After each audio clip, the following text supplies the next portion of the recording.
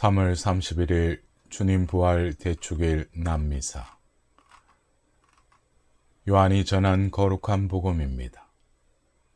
주간 첫날 이른 아침 아직도 어두울 때에 마리아 막달레나가 무덤에 가서 보니 무덤을 막았던 돌이 치워져 있었다. 그래서 그 여자는 시몬 베드로와 예수님께서 사랑하신 다른 제자에게 달려가서 말하였다. 누가 주님을 무덤에서 꺼내갔습니다. 어디에 모셨는지 모르겠습니다. 베드로와 다른 제자는 밖으로 나와 무덤으로 갔다. 두 사람이 함께 달렸는데 다른 제자가 베드로보다 빨리 달려 무덤에 먼저 다다랐다. 그는 몸을 굽혀 암호포가 놓여 있는 것을 보기는 하였지만 안으로 들어가지는 않았다. 시몬 베드로가 뒤따라와서 무덤으로 들어가 암호포가 놓여 있는 것을 보았다.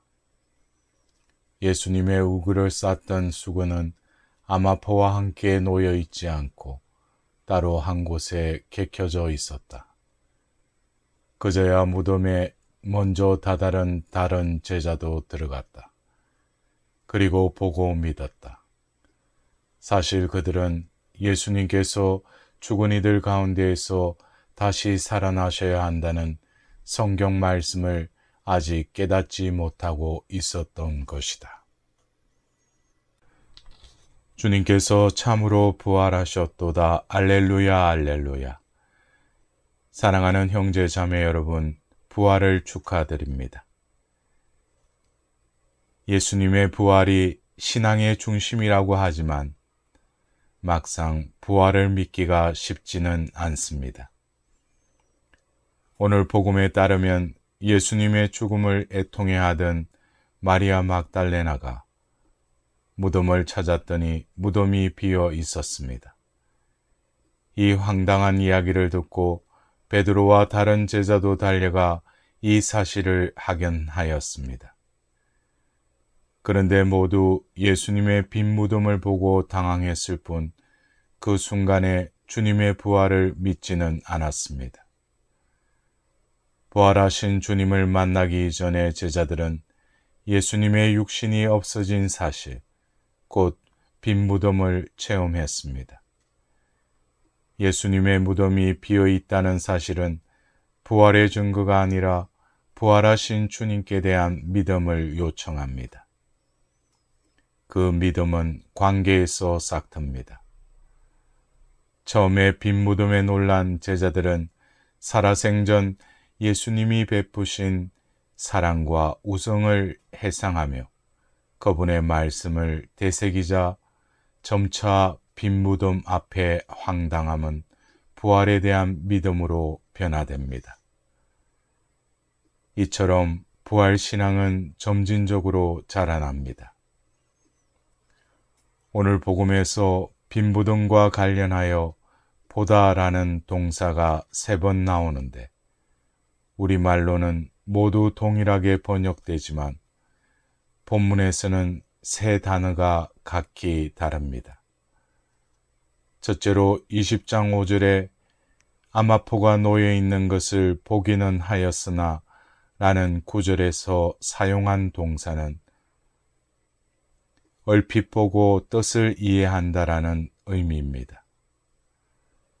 둘째로 6절에서 베드로는 수의가 흩어진 것을 보았는데 라는 구절에 그 보다라는 것은 의문을 갖고 이해하기 위해 힘쓰는 태도를 뜻합니다. 마지막으로 8절에서 보고 믿었다라는 그 보다라는 의미는 어떤 사실을 보고서 무슨 일이 벌어졌는지 눈앞에 벌어진 현상을 넘어 그 속에 감춰진 실제를 깨닫는 단계를 뜻합니다. 부활을 설명하며 쓰인 단어인 이 보다라는 행위는 이처럼 점진적인 과정을 거칩니다. 부활의 신비를 처음에는 얼핏 보고 그 다음은 의문을 갖고 알기 위해 노력하다가 최종적으로 눈앞의 현상을 넘어선 깊은 뜻을 보게 됩니다. 이렇듯 부활신앙은 고정적인 사실 확인이 아니라 작은 시작에서 비롯하여 지속적이고 점진적으로 성숙하는 여정인 것입니다. 이 여정에서 성숙의 관건은 예수님과의 관계입니다. 즉, 부활체험은 얼마만큼 그분과 가까운가 하는 기준에 따라 깊어지고 충만해지는 여정인 것입니다. 빈 무덤을 보고 믿었다라는 구절에서 제자들은 무엇을 믿었을까요? 이 표현 다음에 사실 그들은 예수님께서 죽은 이들 가운데에서 다시 살아나셔야 한다는 성경 말씀을 아직 깨닫지 못하고 있었던 것이다 라는 구절이 이어집니다. 제자들이 보고 믿은 것은 예수님의 부활 장면이 아니라 부활에 관한 예수님의 말씀이었습니다. 제자들은 빈 무덤을 보고 그제야 예수께서 살아서 하신 부활하리라는 말씀의 진정성과 정당성을 비로소 믿게 된 것입니다. 예수님께 대한 신앙은 객관적 사실을 증명하여 생기는 것이 아니라 모든 불가해한 상황에도 불구하고 성경 말씀을 신뢰하고 받아들일 때 생겨나는 것입니다. 황당한 빈 무덤을 보며 예수께서 이루신 말씀을 믿고 그 말씀에 담긴 약속을 믿게 된 것이 바로 부활 신앙인 것입니다. 예수님의 부활이 중요한 이유는 죽은 이후의 삶이 있기 때문만은 아닙니다. 하느님께서 예수님을 통해서 말씀하신 약속을 지키시기 때문입니다. 사랑하는 아들 예수를 향한 하느님의 헌신은 절대적이고 영원합니다. 우리 가운데 계신 하느님인 예수께서 우리와 맺으신 약속 열시 절대적인 것입니다. 믿음은 이 약속의 말씀을 믿는 것입니다. 빈 무덤같이 공허한 세상일지라도 또한 빌라도나 바리사이들처럼 힘센 이들이 득세하거나 군중처럼 고발하는 이들이 넘치는 가운데 또한 제자들처럼 비겁하게 주님을 외면하는 당사자들이 바로 우리 자신입니다. 이 상황에서 빈 무덤은 실패와 절망의 흔적이 아니라 주님의 부활을 믿으라는 부활의 말씀으로의 초대인 것입니다. 빈 무덤 같은 우리의 현실을 보며 믿음의 용기를 청합시다. 마더 데레사 성녀께서는 자신의 방에 이런 경구를 붙여 두었다고 합니다.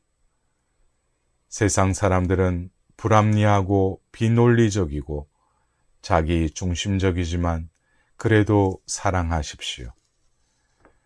당신이 선한 일을 하면 이기적인 동기에서 하는 거라고 비난받을 것입니다. 그래도 좋은 일을 하십시오. 당신이 성실하면 거짓된 친구들과 참된 적을 만날 것입니다. 그래도 성실하십시오. 당신이 선한 일을 하면 내일은 잊혀질 것입니다. 그래도 선을 행하십시오. 당신이 정직하고 솔직하면 상처를 받을지 모릅니다. 그래도 정직하고 솔직하십시오. 사람들은 도움이 필요하면서도 도와주면 공격할지 모릅니다. 그래도 도와주십시오. 세상에서 가장 좋은 것을 주면 당신은 발길로 차일지 모릅니다. 그래도 가진 것 중에서 가장 좋은 것을 주십시오. 이 성녀의 말씀을 예수님의 부활에 비춰 이렇게 읽어봅니다. 세상 사람들은 불합리하고 비논리적이고 자기 중심적이지만 그래도 사랑하십시오. 예수님의 사랑이 세상 어둠을 이겼기 때문입니다. 당신이 선한 일을 하면 이기적인 동기에서 하는 거라고 비난받을 것입니다.